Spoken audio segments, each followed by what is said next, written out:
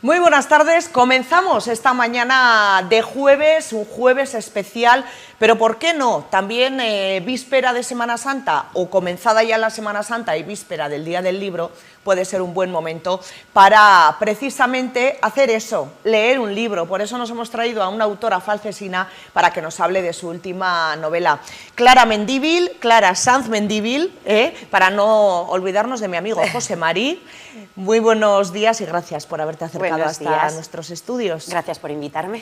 Faltaría más. Bueno, nueva novela. Hablábamos en la última ocasión, en torno al año 2022-2023, del Loto Rojo. Sí. Esa historia de esa pirata china que a mí me fascinó. Antes que Loto Rojo, de Viento y Sal, también otra historia interesante relacionada con la piratería. Y en esta ocasión dejamos un poco la piratería y nos vamos, algunos dirían que no la dejamos tanto, por el concepto, a la corte de Felipe IV. Así es, cambió totalmente de tercio. Sí. Retrato de una corte es el último libro de Clara Sanz Mendívil, conocida artísticamente por Clara Mendívil, y que ya está a la venta y que ustedes lógicamente pueden adquirir para conocer un poquito más esa parte de la historia de España interesantísima. ¿Por qué ese giro? ¿Qué es lo que te hace decir, bueno, dejo piratas, dejo además mujeres, aunque no tanto, ahora nos lo vas a contar, y me centro en esa parte de la historia de España? Bueno, es que yo cuando terminé el Loto Rojo tengo muchas más historias de piratas, de mujeres pirata en el cajón, pero sí que es verdad que acabé un poco saturada, me gusta cambiar. Lo que no quería cambiar realmente era el tema de las mujeres, o sea, el origen de esta novela también es contar la historia de una mujer, porque yo empecé valorando a Juana, a la mujer de Diego Velázquez. Juana Pacheco. Juana Pacheco, efectivamente. Yo quería contar su historia, o más bien contar la historia del matrimonio y de cómo Diego asciende en la corte de Felipe IV a través de los ojos de su mujer, efectivamente. Lo que pasa es que, bueno, iba escribiendo y empezaron a aparecer otros personajes que iban reclamando su espacio, el conde duque de Olivares, la mujer, Inés de Zúñiga, el rey, la reina, y la cosa pues me fue un poco de las manos y acabó siendo Retrato de una corte. Bueno, ¿qué vamos a encontrar? Interesante, de nuevo volvemos a novela histórica, sí. Que por tu formación, bueno, pues en arqueología, historia, etcétera, etcétera, es un poco normal. Vamos a ficción, pregunto, sí, y vamos a una mujer como principal protagonista, aunque luego obviamente tenemos a Felipe IV, al conde, que han sido importantísimos en la historia de España y en esa época en la que te mueves, pero ¿qué tiene de distinto, digamos? Hablamos de historia, de mujer, ¿qué tiene de distinto con el resto de las otras novelas? Todo. Para empezar, la ubicación. Me apetecía venirme a una historia un poquito más cercana. Y me apetecía contar algo que la gente en general conoce o cree que conoce o que se da por hecho, que es que Felipe IV, bueno, más que Felipe IV, que Velázquez ha sido el pintor más importante de la historia y que desarrolló su carrera con Felipe IV, pero a veces no se sabe qué hay ahí detrás, ni cómo llegó a eso. Y entonces me atraía contar pues, esa historia más cercana, pero desde otro punto de vista, desde otra perspectiva, que en este caso es la de Juana. Claro. Y sí que es verdad que sigue siendo novela histórica, porque no solo por formación, es que además es lo que me gusta, me divierto muchísimo investigando, pero yo lo que hago es entretenimiento y eso es así. O sea, yo intento hacer algo que esté bien contextualizado, que esté con una investigación detrás, pero que a la gente le resulte ligero de leer. ¿Cómo llegas hasta Juana Pacheco? Pues es un trabajo un poco de tirar del hilo. Porque yo lo que quería, que es algo que es una constante y que no tengo intenciones de dejar de hacer, quería contar la historia de mujeres que no se han conocido apenas, pero que han tenido, bueno, pues que han hecho cosas importantes o que han tenido el privilegio de ser testigos de momentos importantes de la historia. Y que han lanzado a sus maridos en muchos casos, ¿no? Porque Exacto. Velázquez, bueno, esto es una discusión en la que podríamos entrar, pero quizás no hubiera sido nada sin Juana Pacheco. Yo creo que aquí se puede utilizar ese refrán que detrás de un gran hombre hay una gran mujer, que no es ni machismo ni feminismo, es que antes era así, siempre estaban detrás, ahora, bueno, tanto detrás de un gran hombre como de una gran mujer puede haber Exacto. lo contrario, pero en aquellos años sí que es verdad que las mujeres, las grandes mujeres, siempre estaban detrás de los hombres y al que se conocía verdaderamente era el hombre, ¿no? Sí, en muchos casos, en otros no, pero con unas circunstancias determinadas. Por ejemplo, las mujeres nobles lo tenían más fácil para tener un nombre por derecho propio, pero si no eras noble... tampoco les da tanto su sitio, ¿no? Salvo no, a reinas. exacto, eso es. Aún así es mucho más complicado. Pero claro, en este caso entramos dentro del terreno de la ficción.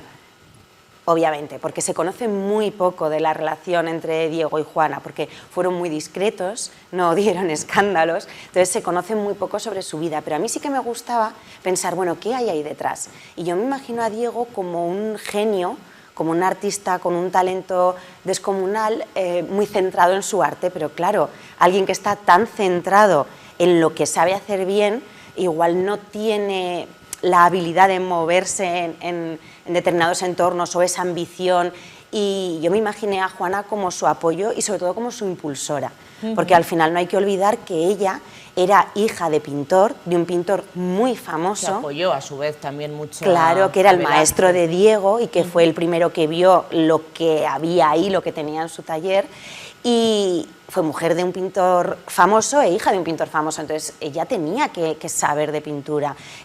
Seguro, es que lo raro es pensar lo contrario, pero como era una mujer, pues no tenía posibilidades de desarrollar una carrera propia. Entonces sí que me he imaginado, porque es lo que me gusta pensar, que fue un trabajo en equipo, sí, que Diego era un genio, pero que ella pues tenía ese empuje, esas ganas, esa visión para decirles que tu talento se tiene que conocer. Pero eso no podemos documentarlo, quiero decir, no. Como decías al principio, hay un gran trabajo de documentación detrás, pero claro, cuando no hay información, no hay información. Claro. Juana y Diego se van de Sevilla a Madrid, a la corte, ahí empieza un poco todo el éxito, ¿no? de Velázquez. ¿Nos centramos en Sevilla, nos centramos en Madrid o nos centramos desde Sevilla a Madrid? ¿Qué recorrido hacemos en el libro? Desde Sevilla a Madrid, porque el libro empieza cuando ellos se conocen, y cuando ellos se conocen son niños, porque Diego entra en el taller de Pacheco con 12 años, y en ese momento Juana tiene 8. Es que son niños realmente cuando se conocen. Entonces, bueno, les sigo desde ese momento hasta Madrid, y luego todo el desarrollo de la carrera de Diego en Madrid. Así vemos dos momentos muy diferentes. Distintos, ¿no? Bueno, vamos a ver la vida de Diego, vamos a ver la vida de Juana, pero ahí se cruza también el conde de Olivares, que es clave en el desarrollo también y en la importancia que adquiere Velázquez en la corte, ¿no? Como mano derecha, digamos, asesor de Felipe IV. Sí, porque el conde de Olivares, que luego pasó a ser el conde duque de Olivares, es una figura que tiene muchos claroscuros, tiene una leyenda negra detrás tremenda, pero tenía otras cosas, y una de esas cosas es que era un gran mecenas de las artes. Si veía a un artista que creía que merecía la pena, ponía dinero, ponía recursos, ponía empeño para presentarle a las personas adecuadas, y con Diego lo hizo. Él conoció a Diego en Sevilla, estaba encantado con lo que veía ahí, fue él el que consiguió que llegara a la corte, que el rey viera su trabajo para que quisiera tenerlo como pintor real, y vamos, sí, fue su valedor siempre. Hablamos de que es una novela histórica, pero tenemos también misterio, tenemos esos escándalos de la corte, que eran aquellas cortes, y cómo disfrutarían ahora algunos programas de televisión con todo lo que ocurría entonces, esos escándalos amorosos de Felipe IV, el sufrimiento también de la reina, y como decíamos también ese puntito de misterio. Nos vamos a encontrar un poco de todo, ¿no? Sí. Primero es que a mí lo que me gusta, pues lo que hablamos, es entretener. Entonces siempre hay que meter ahí un puntito, que algo que la gente no se espere, porque al final lo malo, entre comillas, de hacer novela histórica es que la gente ya sabe lo que va a pasar. Claro.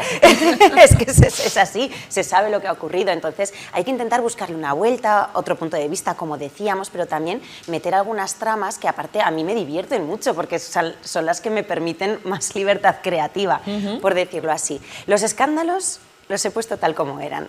O sea, eso es Sí, real. Sí, sí. Ahí la realidad supera la ficción, no hacía falta inventarse absolutamente nada, porque fue un campo abonado de escándalos esa relación y todos los problemas que tuvo la reina para gestar un heredero y todo ese tipo de cosas. Que luego tuvo un montón, ¿no? ¿O no? No. Ah, no, me estoy equivocando entonces el que, yo de reina. No, el que tuvo un montón fue el rey. El rey, vale, el rey, pero no con su, no con su Exacto. mujer, vale, Eso algo me es. sonaba a mí, Eso algo me es, sonaba sí. a mí. Él fue muy prolífico, sí, pero no, ella no, ella tuvo muchos problemas. Y la trama de misterio es algo que me apetecía mucho meter, de la cual no vamos a decir nada. No, el misterio es misterio. Exacto, de la cual no vamos a decir nada, pero sí que puedo decir que es algo que en parte sí que es ficcionado, pero hay una parte que también pasó tal cual. De hecho, hay una parte cuando la gente se lea la novela que se va a pensar, que me lo he inventado porque es prácticamente imposible pensar que eso pudo pasar de verdad, y pasó. Es que fue así. Y luego, aparte, pues lo que hablamos de que sea coherente con la época, ¿no? De que sean cosas que pudieran pasar, porque es que no quiero hablar, porque no quiero decir mucho, pero que pudiera haber pasado perfectamente en esa corte y en esa época, porque responde a hechos que ocurrían y que ocurrieron de verdad. Bueno, pues tenemos la vida de Velázquez, muchos podrían decir que el mejor pintor que ha dado España. Tenemos la vida de Velázquez con su esposa, esa importancia de Juana Pacheco en la vida de su marido, ese viaje de Sevilla a la corte y esa vida en la corte con el conde de Olivares como única voz que escuchaba Felipe IV prácticamente, y con la reina Isabel, bueno, pues ahí Isabel de Borbón ahí un poco, en fin, pasando la vida como podía. Qué duro, ¿verdad? Sí. No tuvo una vida nada fácil, ¿eh? Es que la vida de las reinas no era fácil, porque piensa que lo único que se esperaba de ellas, lamentablemente, es que dieran a luz un heredero. Claro, y fíjate, en este caso... Claro, y si no lo conseguían, además, la culpa era suya. O sea, nadie se planteaba que pudiera tener que ver con el rey. La culpa era suya, porque era su función. Entonces, claro, alguien que no solo no lo consigue, sino que además ve que su marido está procreando por ahí con otras personas, lo tuvo que pasar mal. A pesar de que realmente, y esto es curioso, sobre todo para los ojos de la época, Felipe IV estuvo siempre muy enamorado de su mujer. A pesar de todo y a pesar de todas las amantes que tenía, y la quería muchísimo, porque eso sí está documentado. Está documentado en cartas, está documentado en crónicas de la época. Entonces es algo que nos choca mucho ahora mismo, esa capacidad de tener dos vidas paralelas, pero sí, y confiaba en ella. Tardó tiempo, pero confiaba en ella también. Pero sí, fue una vida difícil. Bueno, pues nos vamos a encontrar historia, pero yo me lo voy a leer en Semana Santa, porque... es un buen momento. Efectivamente, porque ahora no he podido, ¿no? He terminado un libro, Testigo Mudo, no sé si lo has leído. Me ha parecido fantástico. Lo conozco, pero no lo he leído. Me ha parecido fantástico también. Pues apuntado. Muy, muy recomendable, porque tiene un final que me ha impactado como hacía mucho tiempo que no me impactaba un final. Pues apuntadísimo para Semana Santa se queda. Pero, claro, tenemos aquí este libro, yo te digo, apuntadísimo, Yo es el que me voy a leer y además sabes que si te digo que me lo leo, me lo leo. Sí, lo sé. Y luego te mando un mensaje y te digo tal y tal. De eso se trata, claro. Exactamente. Claro, me lo cuentas. Me apetece muchísimo, además, porque hace mucho que no leo... bueno, desde El Loto Rojo, así libro histórico, y además me gustan mucho todos los personajes de los que estamos hablando, con lo cual creo que me va a encantar. Bueno, así que va a ser, te lo puedo asegurar, mi lectura de Semana Santa, mi lectura de Semana Santa, Clara. No sé si podemos decir algo más, está ya a la venta en las plataformas habituales, se puede comprar sin ningún problema. Yo no sé si lo vamos a tener también en Falces, por ejemplo. Sí, debería estar. Está en todas las librerías.